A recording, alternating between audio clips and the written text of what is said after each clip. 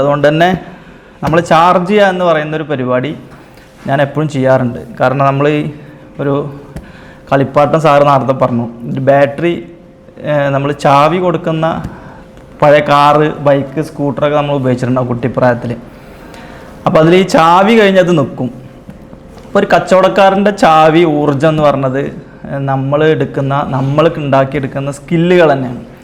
ഞാൻ വിശ്വസിക്കുന്നത് നമുക്ക് എത്ര സ്കില്ലുകൾ നമുക്ക് ഡെവലപ്പ് ചെയ്തെടുക്കാൻ പറ്റും, ആർജിച്ചെടുക്കാൻ പറ്റും എന്നുള്ളതിനനുസരിച്ചിരിക്കും നമ്മളുടെ ഗ്രോത്ത്, വളർച്ച, നമ്മുടെ സ്വന്തം വളർച്ച, നമ്മുടെ ഓർഗനൈസേഷൻ്റെ വളർച്ച, നമ്മൾ ഡിപ്പെൻഡ് ചെയ്തിരിക്കുന്ന നമ്മുടെ സ്റ്റാഫിൻ്റെ വളർച്ച, നമ്മൾ ജീവിക്കുന്ന നമ്മുടെ സമൂഹത്തിൽ നമ്മളുടെ കോൺട്രിബ്യൂഷൻ.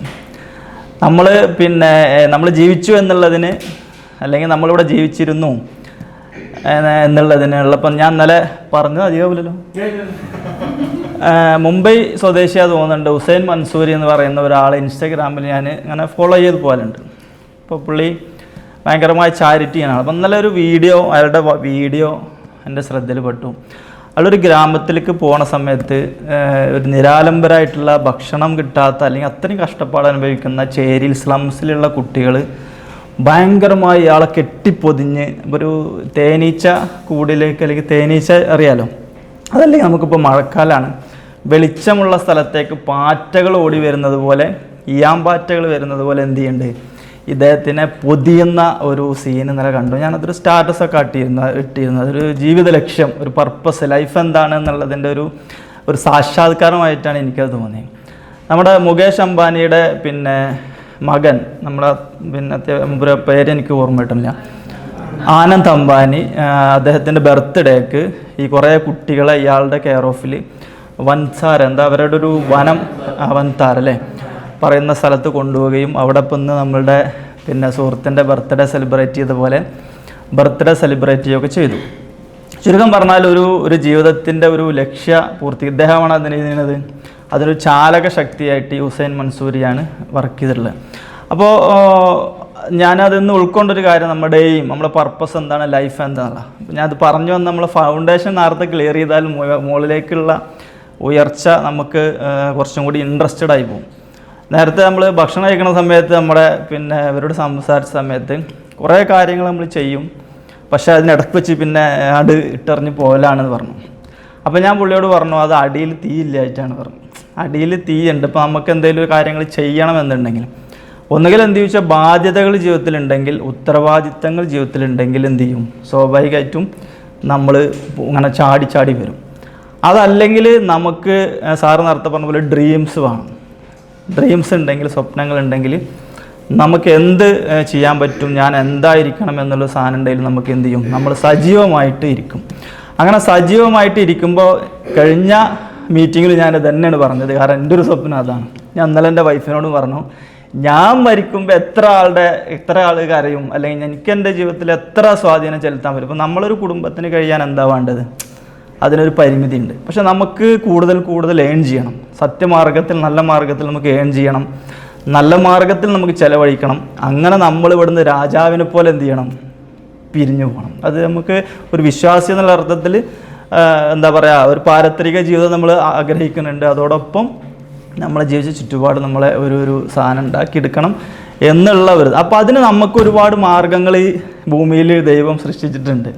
നമ്മളായിരിക്കാനും നമുക്ക് ചെയ്യേണ്ട കോൺട്രിബ്യൂഷൻ, നമ്മുടെ ദൗത്യത്തിന് ഒരുപാട് മാർഗങ്ങൾ ഭൂമിയിലുണ്ട്.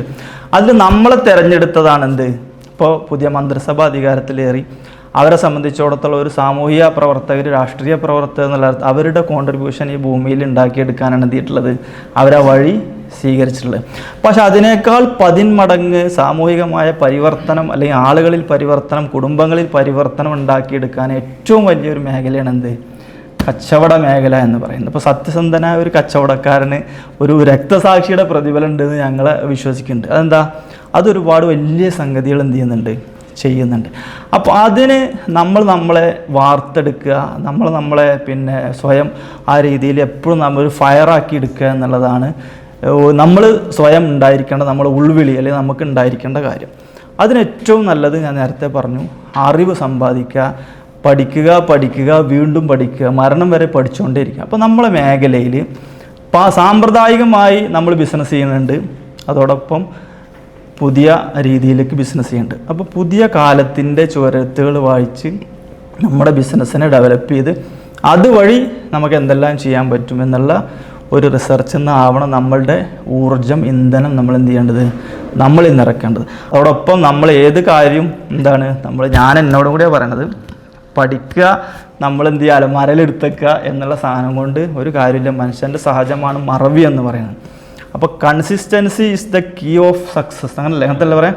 അതായത് സ്ഥിരത, ഞാൻ എല്ലായിടത്തും പറഞ്ഞ ഡയലോഗാണ്, സ്ഥിരതയാണ് എന്ത് വിജയത്തിൻ്റെ താക്കോൽ. അപ്പോൾ നമ്മൾ പഠിച്ച കാര്യങ്ങൾ നമ്മൾ ഓരോന്ന് എത്ര ചെറുതായിക്കോട്ടെ അത് ഇംപ്ലിമെൻ്റ് സൈഡിൽ നമ്മൾ എത്ര ശ്രദ്ധ കൊടുക്കുന്നോ അതിൽ നമുക്ക് എന്ത് ചെയ്യുള്ളൂ, റിസൾട്ട് ഉണ്ടാവും. അതെന്താണ്, വെറും പൈസയുടെ മാത്രമല്ല, ഒരു പ്ലാൻ നമ്മൾ ഒരു എക്സിക്യൂട്ട് ചെയ്ത് അത് സക്സസ് ആകുമ്പോൾ ഉണ്ടാകുന്ന ഒരു സാധനമുണ്ട്. അത് നമ്മൾ ചെയ്യണം, നമ്മളെ നിമിത്തമാണ്. എൻ്റെ ലൈഫിൽ ഞാൻ ഒരുപാട് കാര്യങ്ങൾ ചെയ്തിട്ടുണ്ട്, എനിക്കതിന് റിസൾട്ട് കിട്ടിയിരുന്നു. നമ്മളൊരു സ്റ്റെപ്പ് വെക്കുമ്പോൾ എന്ത് ചെയ്യും, അല്ലെങ്കിൽ യൂണിവേഴ്സ് അല്ലെങ്കിൽ പ്രകൃതി, ദൈവം നമ്മളെത്തിക്ക് എന്ത് ചെയ്യും, 10 സ്റ്റെപ്പ് നമുക്ക് വരും. അപ്പോൾ എഫേർട്ട് ഇടുക എന്നുള്ളതാണ്. തീർച്ചയായിട്ടും നമ്മൾ ഈ പഠിച്ച കാര്യങ്ങൾ നമ്മുടെ ജീവിതത്തിലും നമ്മുടെ കച്ചവട ജീവിതത്തിലും ഒക്കെ പകർത്തിയാൽ അതിൻ്റെ ഗുണം ഞാൻ നേരത്തെ പറഞ്ഞത് ഒന്നുകൂടി ആവർത്തിക്കണം, നമുക്കും നമ്മുടെ പ്രസ്ഥാനത്തിനും നമ്മുടെ കുടുംബത്തിനും നമ്മുടെ സൊസൈറ്റിക്കും ഉപകാരപ്പെടുന്ന, നാളെ നമ്മളില്ലാതാകുമ്പോൾ നമ്മൾ നട്ട ഈ മരങ്ങളിലെ, ഇപ്പം നമുക്കറിയാം നമ്മളുടെ ഒരുപാട് കാരണന്മാരൊക്കെ നട്ട മരങ്ങളുടെ കായികനികളാണ് നമ്മളിന്ന് ഭക്ഷിച്ചുകൊണ്ടിരിക്കുന്നത്. നമ്മളെ ഓർക്കാൻ ഈ സൊസൈറ്റിക്ക് ഒരുപാട് കാര്യങ്ങളുണ്ടാകും, ഒരുപാട് ഹൃദയങ്ങൾ ജീവിക്കുന്ന ആളുകളാവാൻ ഈ ട്രെയിനിങ് അതിന് നിമിത്തമാവട്ടെ എന്ന് പ്രാർത്ഥിച്ചു നിർത്തുന്നു. നന്ദി.